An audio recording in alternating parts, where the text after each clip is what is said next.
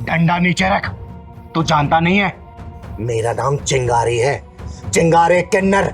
और अगर चिंगारी भड़क गई ना, तेरा पूरा खानदान जल के राख हो जाएगा, समझा?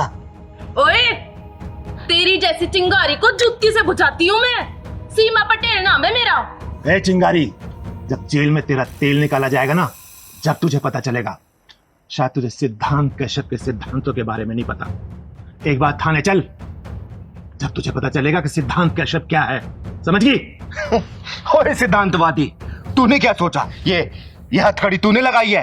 अगर तू ऐसा सोच रहा है ना, तो ये तेरी सबसे बड़ी भूल है, क्योंकि चिंगारी की मर्जी के बिना ना चिंगारी को कोई छू भी नहीं सकता। बड़ा घमंड है तुझे अपने ऊपर। सीमा पटेल नाम है मेरा। तेरी जैसियों की नाक में नकेल डालना अच्छी तरह से जानती हूँ मैं। किस जुर्म में मुझे गिरफ्तार किया जा रहा है? अब आए ना असली मुद्दे पर। और सुन, मैंने तेरे सारे गुनाहों की लिस्ट बनाकर ना अपने थाने में चिपका रखी है। एक बार थाने चल, मैं तुझे एक एक कर कर तेरे सारे गुनाह गिनवाऊंगा। अगर मैंने चुपचाप ये हथकड़ी लगवा ली ना, इसका मतलब ये नहीं कि मैं चुपचाप थाने चली जाऊंगी। पहले ये बता, किस जुर्म में गिरफ्तार किया है मुझे? पूरी 25 एफआईआर दर्ज है तेरे खिलाफ। जिन जिन को तूने मारा है ना, और जिनके तूने हाथ पैर तोड़े, उन सब ने तेरे खिलाफ रिपोर्ट कराई है थाने में, समझ गई ना? अब तेरी सारी दादागिरी निकलने वाली है।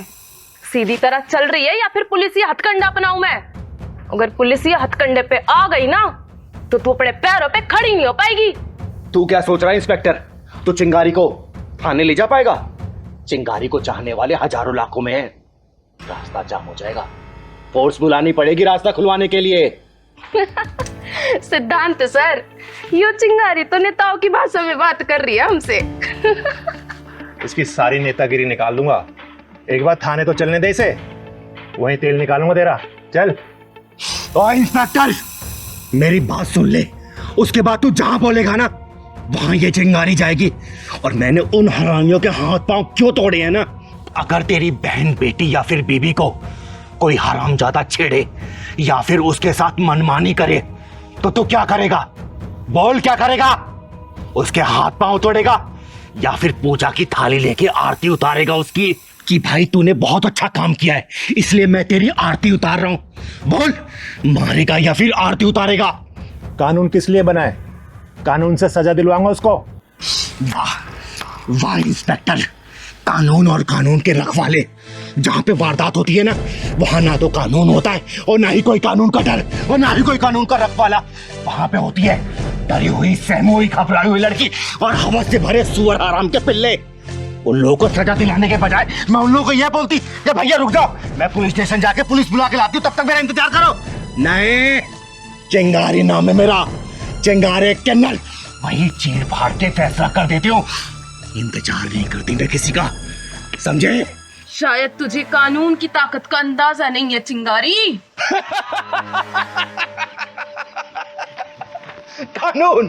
कानून की ताकत से अच्छी तरह वाकिफ है ये चिंगारी। कानून एक मकर जाल की तरह है जिसमें सिर्फ छोटे मोटे कीड़े मकोड़े फंसते हैं और बड़े जानवर उस कानूनी मकर जाल को तहस नहस करके निकल जाते हैं। और किस कानून की बात कर रहा है इंस्पेक्टर तू? इंस्पेक्टर, बलात्कार की शिकार लड़की जब मर जाती है ना, तो पोस्टमार्टम में उसका शरीर को चीर फाड़ दिया जाता है और वहीं पर अगर उसको कर्मी को थोड़ी सी भी खरोच आ जाए ना, तो उसे पूरा इलाज दिया जाता है, उसका पूरा ख्याल रखा जाता है और फिर शुरू होता है ये कानूनी नाटक जो कि 10-15 साल लगा ही देता है।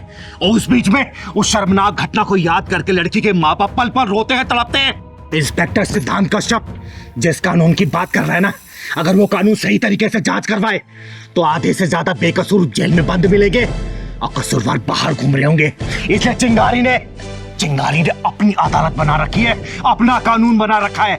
और चिंगारी की अदालत में तारीख नहीं, सजा मिलती है, वो भी सजा ऑन द स्पॉट। चिंगारी मरने से नहीं डरती और ना ही मारने से डरती है। चिंगारी सिर्फ डरती है तो हारने से डरती है, समझा?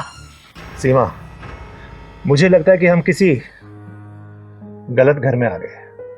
ये चिंगारी का घर नहीं है, चलो यहां से।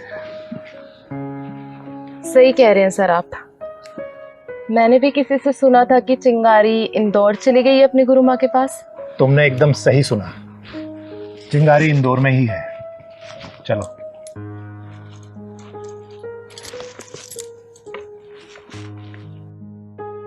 दीदी कहाँ चल रहे हैं? यार उस बच्ची को हॉस्पिटल देखने जा रहे हैं ना। अच्छा ठीक है। सारा सामान रख दिया ना? हाँ सारा सामान रख दिया और गाड़ी में कुछ रखने की जगह भी नहीं है। और दवाइयाँ रख ली हैं? हाँ दीदी स्कूटी को रोक दिया। पहलवान वो देख, लगता है ये दोनों अपने माँ बाप को वृद्धाश्रम छोड़ने जा रहे हैं। अरे दीदी कहीं घूमने जा रहे होंगे, कहीं दर्शन करने जा रहे होंगे। बेटा घूमने जाने वाले ना ऐसे रोते नहीं है। वो देख उसकी माँ कैसे रो रही है। अरे राधिका अब रोना धोना छोड़ो, जो भी हमारे साथ होगा देखा जाएगा। मेरा मन नहीं कह रहा है जी, ये जो कुछ भी हो रहा है ये ठीक हो रहा है क्या? अरे सब ठीक हो रहा है, मैं हूं ना, चिंता काहे को करती हो। आज इन दोनों को सबक सिखा के दम दूंगा। जिस पेड़ की छाव में रहकर तुम लोग बड़े हुए हो, उसी पेड़ को काट के सूखने के लिए डालने जा रहे हो तुम लोग। आप गलत समझ रही हैं। ये हम दोनों को छोड़ने के लिए नहीं जा रहे हैं, बल्कि हम दोनों इन दोनों को आश्रम छोड़ने के लिए जा रहे हैं। क्या?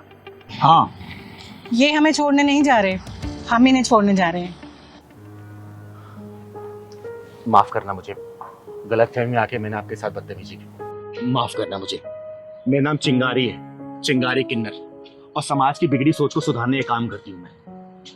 ये मेरा इकलौता बेटा आकाश और ये मेरी बहू आकांक्षा। दरअसल हम दोनों बूटा बूटी इन दोनों की आंखों में खटक रहे थे।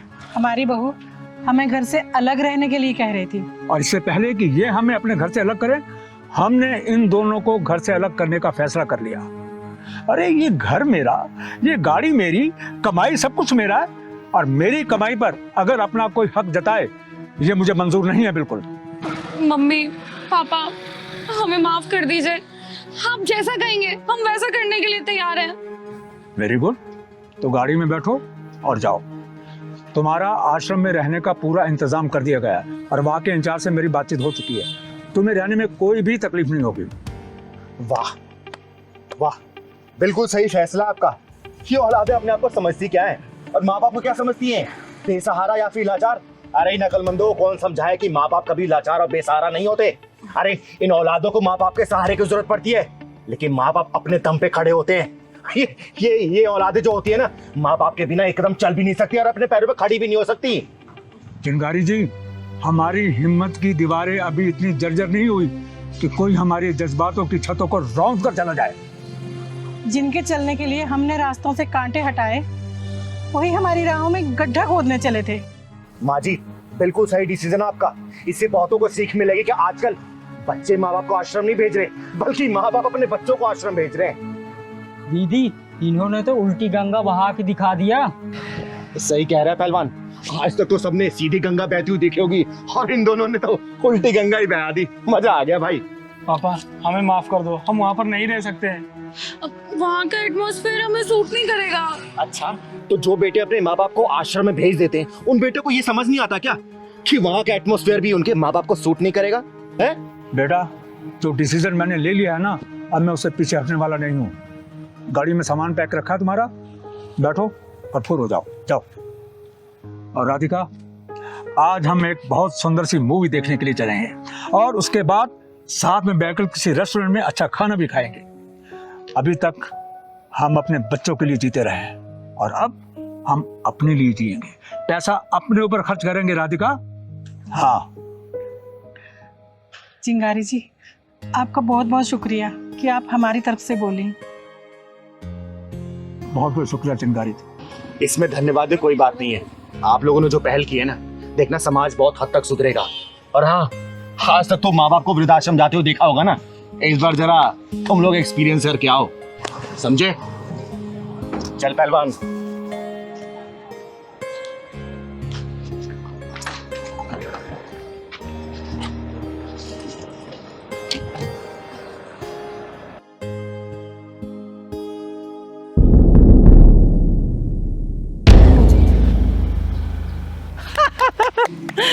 सबको मार डालूंगी, किसी को जिंदा नहीं छोड़ूंगी, सबको मार डालूंगी मैं, कोई जिंदा नहीं बचेगा। हाँ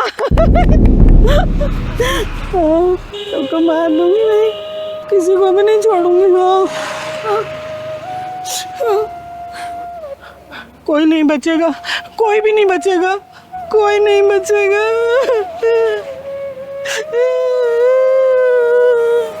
दीदी आप चलो यहाँ से, ये औरत मुझे पागल लग रही है, कहीं हमारे पत्थर न मार दे।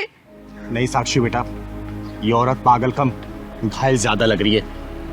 इसके गम के समंदर की गहराई में उतर के देखने की कोशिश करते हैं कि कितना गम भरा है इसके अंदर।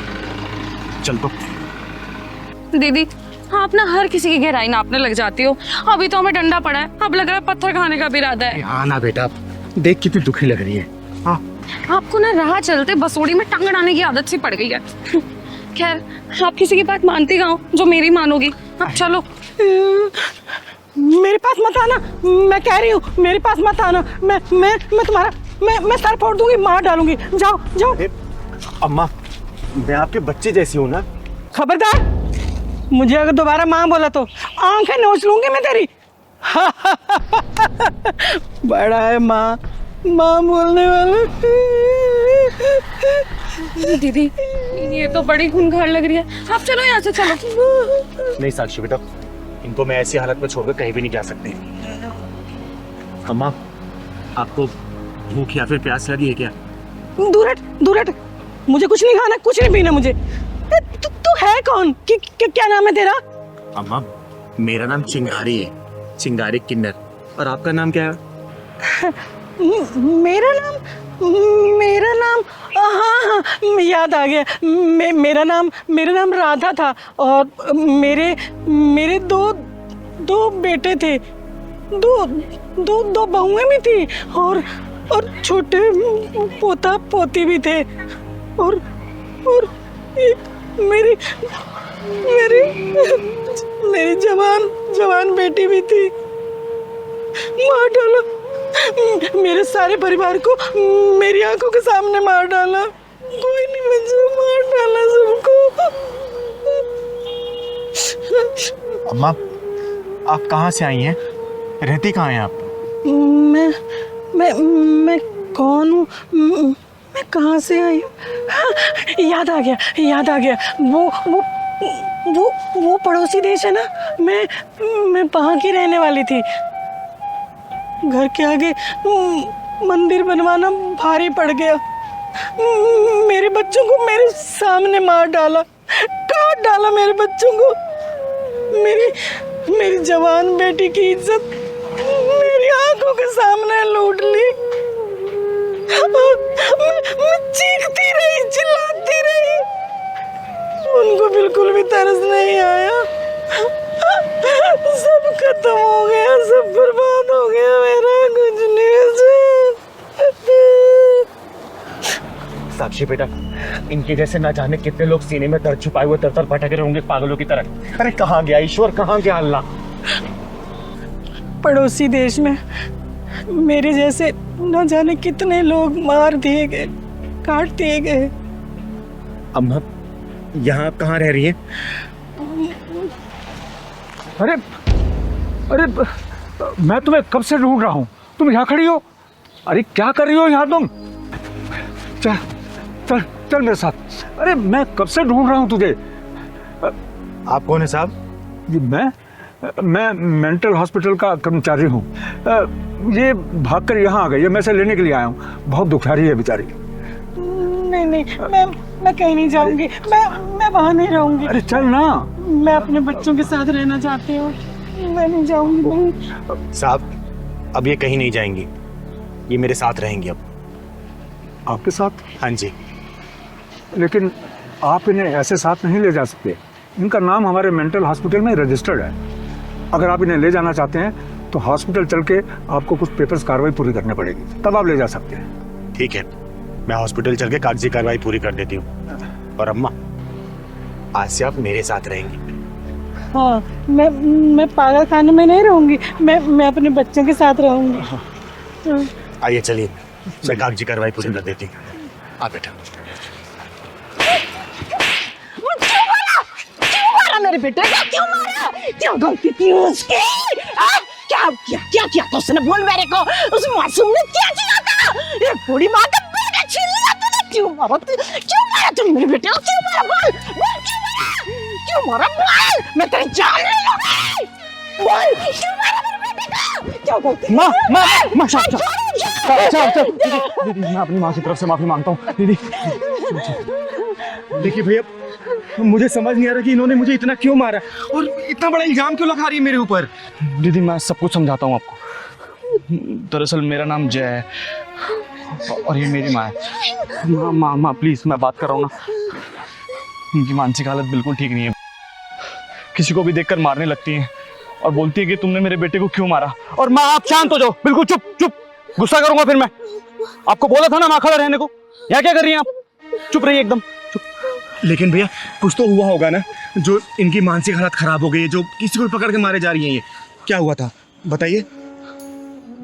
वो दरअसल दीदी मेरा एक छोटा भाई था विजय, मुझसे 1 साल छोटा था। आज से 2 साल पहले तीज के दिन किसी ने उसे बहुत बेरहमी से मार दिया। इतनी बेरहमी से मारा कि उसकी पसलियां तक तोड़ दी। पुलिस पिछले 2 साल से ढूंढ रही मेरे भाई के कातिल को, लेकिन कुछ पता नहीं चला है। और जब मेरी माँ ने उसकी लाश देखी ना, तब से अपना मानसिक संतुलन माँ तब से अपना मानसिक संतुलन खो चुकी है। किसी को भी देखकर मारने लगती है और बोलती है कि तुमने मेरे बेटे को मारा है। क्या कहा भैया, कौन सा दिन था वो? तीज के त्योहार की रात थी दीदी। मेरी माँ मेरे छोटे भाई का इंतजार कर रही थी ताकि दोनों बच्चों को बिठा के अपना व्रत खोल सके, लेकिन मेरा छोटा भाई उस दिन वापस ही नहीं आया दीदी। भैया ये वारदात किस जगह की है? राजनगर के पीछे जो जंगल है ना, बस वहीं मिली थी मेरे छोटे भाई की लाश।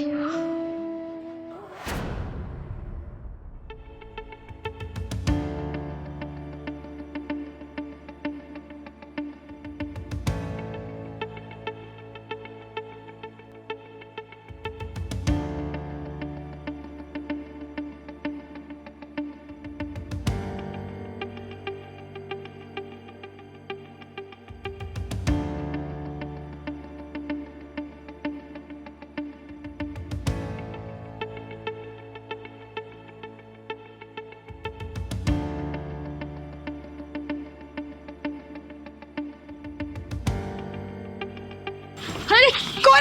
बचाओ बचाओ बचाओ, छोड़ो मुझे, छोड़ो, चल सांस मत, ये क्या लेके घूम रहे हो? क्या है?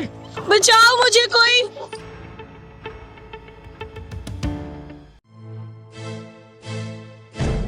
पहलवान, लगता है कुछ गड़बड़ है।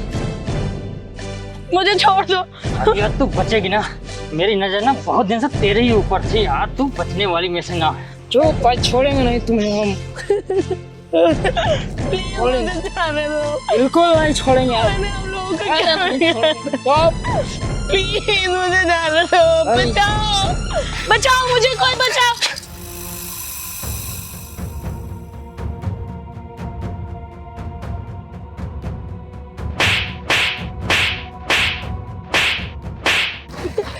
साले कमीने कुत्ते, आज उस माँ की कोख चूड़ी हो जाएगी। इस कोख से तू पैदा ही है और ये चिंगारी का हाथ है। चिंगारी का हाथ है मतलब फांसी का फंदा।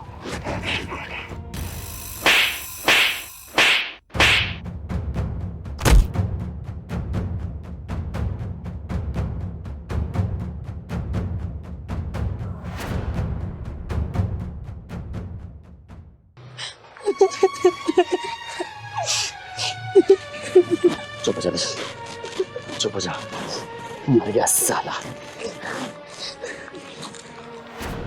माँ जी, मेरा नाम चिंगारी है, चिंगारी किन्नर, और आपके बेटे को मैंने ही मारा।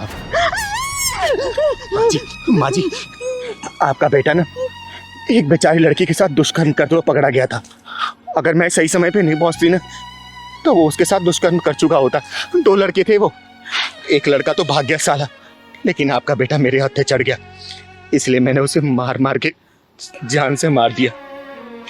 और माँ जी, अगर आपकी नज़र में अपराधी हूँ ना, तो आप मुझे जो भी सजा देना चाहे आप दे सकती हैं, मैं उस तरफ नहीं करूँगी। लेकिन माँ जी एक बात सोचिएगा ज़रूर, अगर उस लड़की की जगह आपकी बेटी होती और मेरी जगह आप होती, तो आप क्या करती? अगर वो मंजर आप देख रही होती, आप क्या करती बताइए? आप क्या करती माँ जी? चिंगारी, बिल्कुल सही किया तूने, एकदम सही किया। अगर मैं तेरी जगह होती ना तो मैं उस सुअर का गला घोट देती। तूने बहुत सही किया, तूने एक मासूम लड़की की इज्जत बचा ली। बहुत सही किया तूने, बहुत सही किया।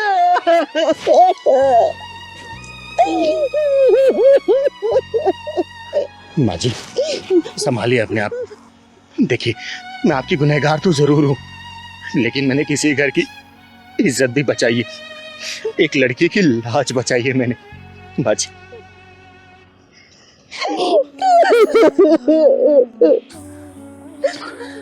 चिंगारी दीदी, आपने जो किया ना बहुत अच्छा किया।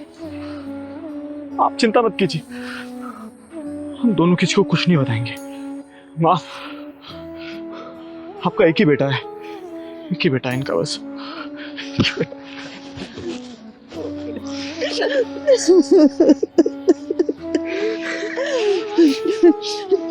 चिंगारी, आज तक मैं उस कुत्ते के लिए रोती रही, लेकिन आज के बाद नहीं रोऊंगी मैं। नफरत करूंगी उससे मैं, नफरत करूंगी उससे मैं, नफरत करूंगी उससे। हाँ, नफरत करूंगी उससे, नफरत करूंगी उससे मैं।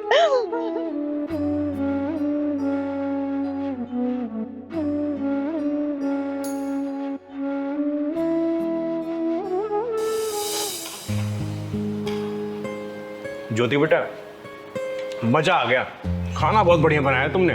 थैंक यू दीदी। Thank you. ये खाना बनाया है, दाल में कितना नमक है, और ये चावल देख कैसे बनाए तूने। तुझे खाना बनाने नहीं आता? अरे मायके वालों ने कुछ सिखाया है या नहीं? अरे कम से कम तुझे खाना बनाना तो सिखा देते। अरे सुनीता जी, खाना तो अच्छा बनाया है इसने। अरे चिंगारी जी, आप एक मिनट रुकिए। तुझे मेहमान की इज्जत करनी नहीं आती है?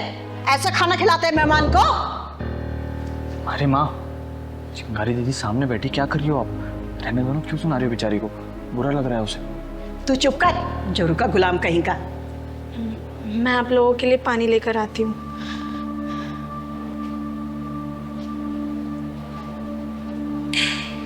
सुनीता जी, मैं आपको बहुत कुछ बोलना चाहती थी, लेकिन आपकी बहू के सामने मैंने कुछ बोला नहीं। ये क्या तरीका अपनी बहू से बात करने का है? एक बात बताइए, जब आप खुद अपनी बहू की इज्जत नहीं करेंगी तो आपकी इज्जत क्या करेगी? बोलिए ना, ये कोई तरीका है क्या? घर में आए मेहमान के सामने बहू को सुना दिया। चिंगारी जी, इसकी शादी को ना 3 साल हो गए और अभी तक इसे खाना बनाने नहीं आया। अरे ऐसी बहुओं को ना अगर सर पे चढ़ा लो ना तो ये किसी काम की नहीं रहती है, इन्हें तो पैर के नीचे दबा के रखना चाहिए। बस सुनीता जी, बस। आप जैसी सास की जो मानसिकता होती है ना, वही घर में कलेश चट्टान बनती है। बहुओं को जब पैर की जूती समझेंगे तो सिर का ताज कहाँ से बन पाएंगे? बताइए ना। अरे बहुओं को तो प्यार से रखा जाता है, बेटी की तरह रखा जाता है, दिल में रखा जाता है, लेकिन आप सिर्फ जूती के नीचे रखेंगी तो आपको इज्जत नहीं देगी। 4 लोगों के बीच में आपकी इज्जत उतारेगी वो, समझे? इज्जत पाने के लिए ना सबसे पहले इज्जत देना पड़ता है। अरे ये तो उसकी शराफत थी जो उसने मेरे सामने आपको जवाब दे दिया। याद रखना, अगर आपकी ऐसी आदत रही ना तो 4 लोगों के बीच में आपकी इज्जत भी यही उतारेगी। फिर आप ढिंढोरा पीटते रहना तो मेरी बहू ऐसे आगे घर में कलेश कर दिया, घर को बांट दिया। देखिए सुनीता जी, इज्जत चाहिए ना तो सबसे पहले बड़ों को इज्जत देना पड़ता है छोटों को, तभी छोटे बड़ों को इज्जत देते हैं। और एक बात बताइए, आपकी खुद की भी बेटी है ना जिसके अगले साल शादी है, अगर जाके वो ससुराल में इसी तरीके से करेगी तो आप क्या करेंगी? जब उसकी सास इस तरीके से व्यवहार करेगी तो अपनी बेटी की बात मानेंगी ना, हैं? फिर आप उसके सास से लड़ना शुरू कर देंगे, बेटी को घर बुला लेंगे, तलाक करवा देंगी। देखिए, लोग कहते हैं ना कि बहुएं घर तोड़ती है, बहुएं घर नहीं तोड़ती। सबसे पहले सास घर में कुछ ना कुछ ऐसी हरकतें करती है, तभी बहुएं मजबूर होकर जाकर उनका अपना भांडा फोड़ती है। देखिए सुनीता जी, जब इंसान रोज एक ही काम करता है ना तो कुछ ना कुछ चीज़ें ऊपर नीचे हो ही जाती हैं। कभी नमक ज़्यादा होगा, कभी तेल ज़्यादा हो गया। इसका मतलब ये थोड़ी कि हम उसको 4 लोगों के बीच में सुनाना शुरू कर देंगे। उसने मेहनत से ही कम से कम 1.5-2 घंटे लगाए ना खाना बनाने में, उसने जानबूझ को तो नमक ज़्यादा कम नहीं किया ना, है? देखिए, बहू को जब प्यार से रखेंगी ना तो बहू बेटी बन के रहेगी, लेकिन बहू को अगर पैरों के नीचे दबा के रखेंगी ना, आजकल की बहुएं नहीं है कि सुन लेंगी। अभी 3-4 दिन पहले की बात है, मैं मिश्रा जी के यहाँ गई थी, वहाँ पे उनकी बहू ना चाय लेके आई थी। मिश्रा जी की वाइफ को चाय दी, जैसे वो चाय देने गई, चाय का कप नीचे गिर गया, टूट गया। बहू घबरा गई, क्या पता सास मेरे को डांटेंगी मारेंगी। उसने हाथ जोड़ के माफ़ी मांग ली। पता उनकी सास ने क्या बोला? अरे बेटा, तेरे से कप नहीं गिरा है, वो तो मैं ठीक से नहीं पकड़ पाई इसलिए कप गिर गया। इसका मतलब समझी, गलती करने वाला नहीं, गलती को माफ़ करने वाला बड़ा होता है।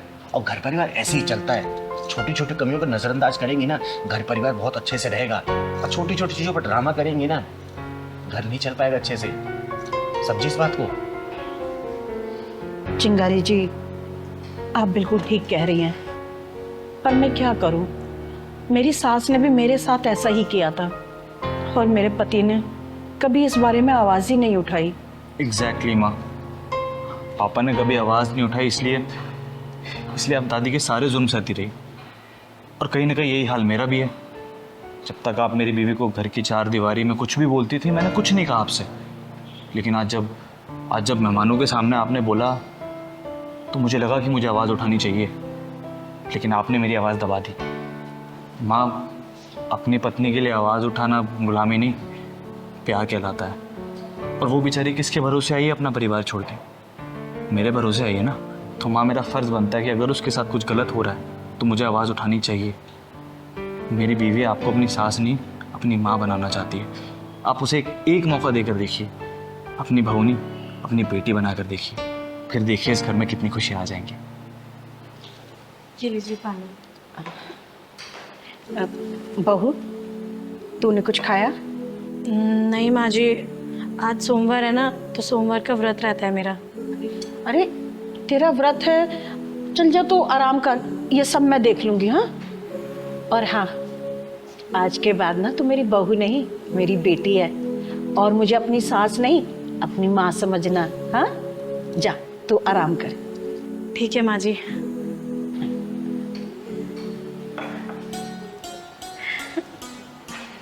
हाँ सुनीता जी, जब सास अपनी बहू को बेटी मानने लग जाएगी ना, तो देखिएगा हर बहुएं अपनी सास को मां मानना शुरू कर देंगी। ठीक है, चलिए अब खाना खाइए। और बेटा सत्यम, अच्छा हुआ जो तूने अपनी आवाज़ उठाई। अगर आवाज़ नहीं उठाता ना, तो ज़िंदगी भर इस तरीके से घुट घुट के रहता, और तेरी माँ बदलती नहीं खुद को। अरे क्या ड्रामा मचा रखा है तुम लोगों ने? साथ में नहीं रहे तो भागो यहाँ से, छोड़ो दूसरे को, तलाक ले लो।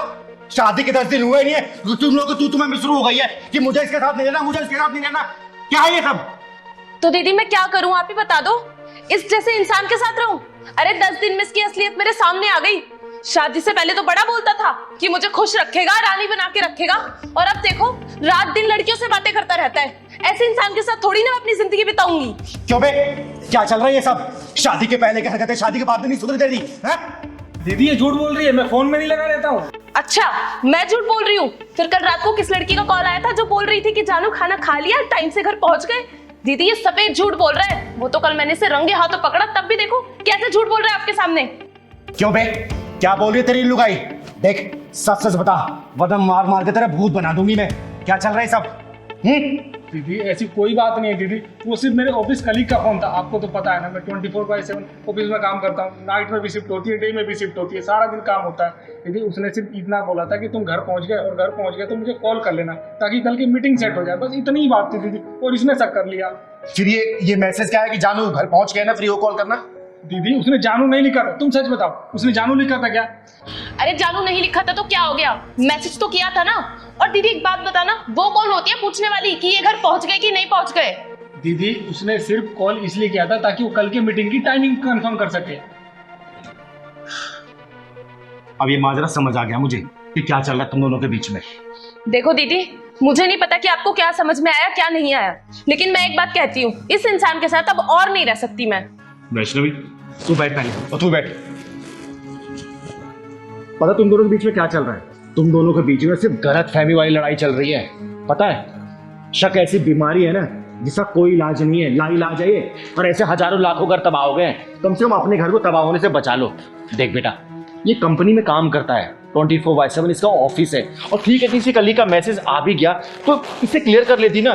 जबरदस्ती से लड़ने की क्या जरूरत थी, शक करने की क्या जरूरत थी? इसने बोला ना, क्लियर किया ना, और तू झूठ बोल रही है कि उसने जानू लिखा था। जानू ने लिखा ना। देख मैं जानती हूँ, जो पत्नियां होती हैं ना अपने पति को किसी का शेयर नहीं कर सकती हैं। उसका किसी लड़की के साथ हंस के बात करना ही पसंद नहीं आता। लेकिन बेटा समझ इस बात को, जब ये बाहर निकले कमाएगा तभी तो घर परिवार का खर्चा चला पाएगा ना। और छोटी छोटी बातों को लेकर क्लियर किया जाता है, शक नहीं किया जाता, समझी? और तू भी एक बात सुन ले, नौकरी करता है इसका मतलब ये नहीं कि किसी वक्त तेरे कोई सिर्फ कलीग तेरे को मैसेज कॉल कर देगी। देख, घर परिवार के रिश्ते ऐसे नहीं चलते बेटा, बहुत समझ बूझ से चलाया जाता है, समझा ना। और ऐसे कोई भी चीज इसके दिमाग में अगर शक घर कर बैठी है ना तो क्लियर करना। लड़ने झगड़ने से या फिर तलाक लेने से, अलग हो जाने से इसका कोई समाधान नहीं निकलेगा। 10 दिन हुआ तुम्हारी शादी को, जग को मत हंसवाओ, समझे? वैष्णवी, बात समझ इसको। हाँ दीदी, आप बिल्कुल ठीक कह रही हो, मुझे इन पे ऐसे शक नहीं करना चाहिए। लेकिन आप ही बताओ ना, मैं इनसे बहुत प्यार करती हूँ और ऐसे रात रात में लड़कियों का कॉल आता है तो मुझे परेशानी होती है। लेकिन आपने हमें समझाया, उसके लिए बहुत बहुत थैंक यू, वरना तो हमारा परिवार बिखर ही जाता। लेकिन आइंदा से मैं ध्यान रखूंगी, अगर कोई भी ऐसी बात होगी तो मैं इन पे शक नहीं करूंगी, ना इनसे लड़ाई करूंगी, बैठ के इनके साथ क्लियर करूंगी। दीदी आपका बहुत बहुत धन्यवाद, जो आपने इसके दिमाग से सब जैसी लाइलाज बीमारी को दूर किया। देखो, तुम दोनों की नई नई शादी हुई है ना, एक दूसरे का प्यार साझा करो ना, प्यार बांटो, वक्त गुजारो, बाहर घूमने जाओ। ये छोटी छोटी बातों पर लड़ाई झगड़ा करना, रूठ जाना, फिर खाना ना खाना, घर से बाहर निकल जाना, ये सब गलत है, समझे ना। आगे से मैं सुन ना लूं। और बेटा, तुझे बहुत अच्छे से ध्यान रखना है, ठीक है? चल जा, मेरे चाय बना के लेना। और तू, उसके सामने मैंने तुझे डांटा नहीं जाता, आगे से अगर ऐसी गलती किया ना और मारूंगी तुझे, समझा? भाई पहलवान, मजा आ गया, बहुत अच्छी कॉफी बनाई तूने, सिर का दर्द बिल्कुल गायब हो गया। दीदी मैं तो रोज ही अच्छी बनाता हूँ, आपको पता नहीं, कभी कभी अच्छी लगती है, तो कब रख के आ रहा हूँ दीदी। अच्छा ठीक है, जा रख के। दीदी दीदी हमें बचा लो दीदी, दीदी हमें बचा लो, हमें बचा लो दीदी, अरे क्या हो गया? दीदी हमें बचा लो। पहले बैठो बैठो बैठो, क्या बात है? कोई पीछे पड़ा है क्या? दीदी दीदी हमें बचा लो दीदी। हाँ हाँ दीदी हमें बचा लो दीदी। अरे बात क्या है, बताओगे मुझे साफ साफ, क्या हो गया है? हैं? बताओ मुझे। हम दोनों ना भाग कर आए हैं। हाँ दीदी हम दोनों भाग कर क्या आए? भाग कर क्या है? क्या मतलब? दीदी हम दोनों कानपुर के रहने वाले हैं और एक दूसरे से बहुत प्यार करते हैं। तुम दोनों को यहाँ का पता किसने दिया? मेरे बारे में कैसे जानते हो तुम लोग? दीदी आपके बारे में कौन नहीं जानता, दीदी आप ही हम दोनों की आखिरी उम्मीद हो। हम बहुत आशा के साथ यहाँ पर आए हैं दीदी, हमें बचा लो, हमारी मदद करो दीदी। देखो साफ साफ मुझे बात बताओ, बात क्या है? पहलवान बेटा 2 गिलास पानी लेके आ। घबराओ मत तुम लोग, ये लो पानी पियो।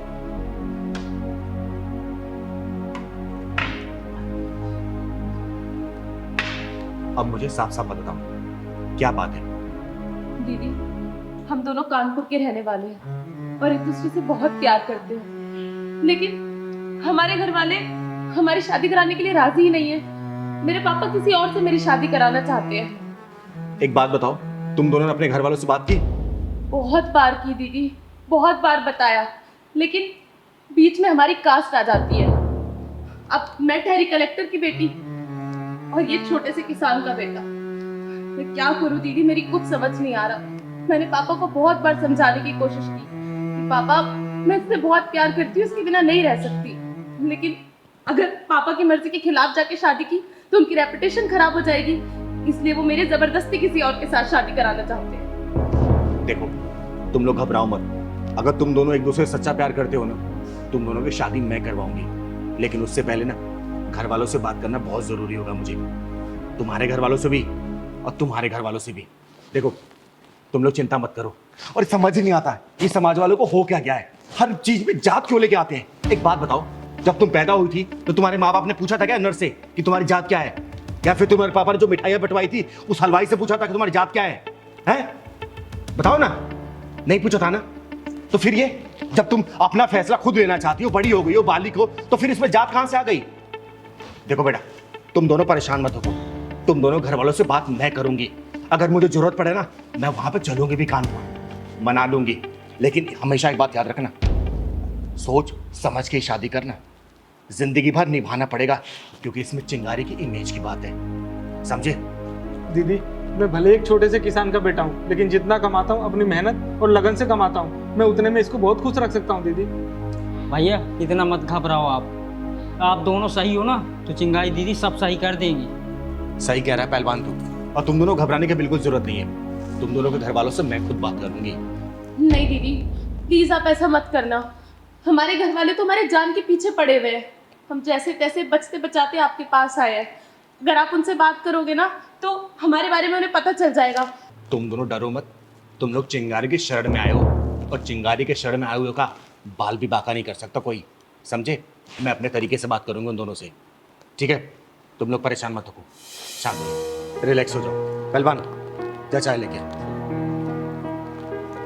मैं हूं ना, सब कुछ मैं संभाल लूंगी, और तुम दोनों की शादी भी मैं ही करवाऊंगी, समझे?